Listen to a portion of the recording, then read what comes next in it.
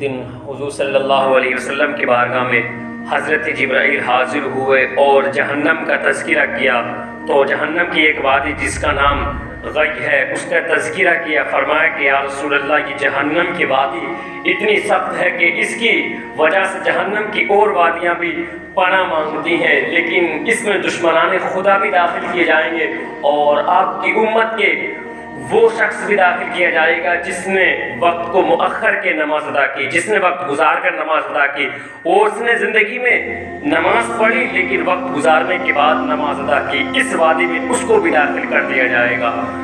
اور میرے حضور صلی اللہ علیہ وسلم نے فرمایا کہ قیامت کے دن جب نفسی کا عالم ہوگا اور تمام مخلوق رب کے سامنے کھڑی ہوگی تو اس وقت میرے غلام میری صف میں کھڑے ہوں گے اور دشمنان خدا کی صف میں بھی میری امت کا وہ شخص کھڑا ہوگا جس نے وقت گزار کر نماز ادا کی. ان کو قیامت کے دن فرعون کے ساتھ کھڑا کیا جائے گا، حامان کے ساتھ کھڑا کیا جائے گا اور ابی بن خلف کے ساتھ جو ہے کھڑا کیا جائے گا. پھر اب ہم سوچنے کی ہمیں ضرورت ہے کہ ہم حضور کے سامنے کھڑے ہوں گے لیکن ہم قارون کے ساتھ، فرعون کے ساتھ اور حامان کے ساتھ کھڑے ہوں گے، ابی بن خلف کے ساتھ دشمنان خدا کی صف میں کھڑے ہوں گے تو نگاہیں غیرت سے جھکی ہوں گی اور سر شرم سے جھکے ہوں گے. اس وقت رب کیا کیفیت ہوگی اور دل خوف خدا سے لرز رہے ہوں گے. اور پھر جو پنجگانہ نماز ادا کرتے ہیں وہ میرے حضور کی صف میں کھڑے ہوں گے، وہ میرے حضور کے ساتھ کھڑے ہوں گے اور انہیں یہ خوشی محسوس ہوگی کہ ہم چند لمحات کے بعد اب جنت میں داخل کر دی جائیں گی. جنت الفردوس کے جو انعامات سے ہمیں نوازا جائے گا، جنت کی جو نعمتیں ہیں ان سے جو ہمیں سرفراز کیا جائے گا. اور جو بے نمازی ہوں گے وہ یہ سوچ رہے ہوں گے چند ہی لمحات کے بعد جو ہمیں جہنم میں داخل کر دیا جائے گا اور جہنم کی آگ میں ہمیں جھونک دیا جائے گا. تو پھر دشمنان خدا کے ساتھ کھڑے ہو تو پھر کیسا محسوس ہوگا.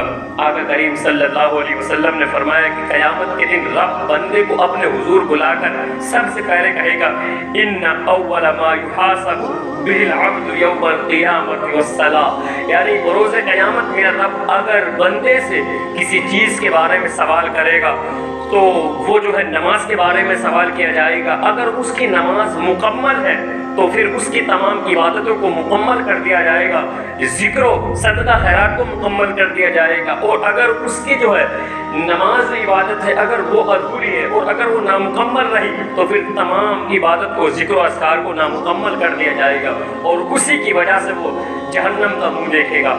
آقا کریم صلی اللہ علیہ وسلم نے فرمایا، میں اپنے نبی کی ایک حدیث سناؤں. آقا کریم نے فرمایا کہ 3 لوگ ایسے ہیں جو قیامت کے دن بڑے مایوس نظر آئیں گے اور پھر وہ ایسے ہوں گے کہ وہ سوچیں گے کہ ہم نے دنیا میں عبادت تو کی لیکن ہماری عبادت رب کی بارگاہ میں قبولیت کا درجہ کیوں نہ رکھ پائی.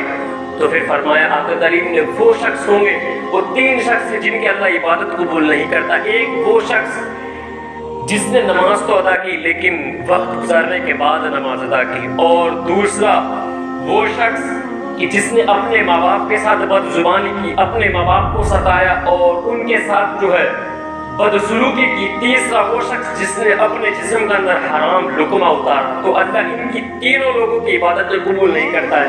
یہ 3 شخص ایسے جن کی عبادتوں کو رد کر دیا جاتا ہے، ان کی عبادت رب کے بارگاہ میں درجہ قبولیت کا درجہ نہیں رکھتی. پہلا وہ شخص جو وقت گزار کر نماز ادا کرے، دوسرا اپنے ماں باپ سے بد زبانی، تیسرا وہ شخص جو اپنے جسم کا اندر حرام لقمہ اتارتا. اللہ ان کی عبادتیں قبول نہیں کرتا، اللہ ان کی عبادتیں قبول نہیں کرتا. میرا رب کی بارگاہ میں ان کی عبادت قبولیت کا درجہ نہیں رکھتی. اور آقا کریم صلی اللہ علیہ وسلم نے فرمایا کہ جب کوئی بندہ میرے سے کوئی حدیث سنے اور وہ اپنے پاس نہ رکھے، اس کو فوراً اس کو آگے کر دے تو میرا وعدہ ہے اللہ اسے 2 انعامات ضرور عطا کرے گا، 2 نعمتوں سے، 2 انعامات سے نوازے گا. پہلا انعام یہ ہوگا کہ جب بندے کو قبر میں اتار دیا جاتا تو کتنی تاریکی اور دہشت ہوتی. فرمایا کہ اس وقت اس کو کوئی دہشت نہ ہوگی جس نے میرے سے کوئی حدیث سنی اور آگے کر دی. قیامت کے دن سب کے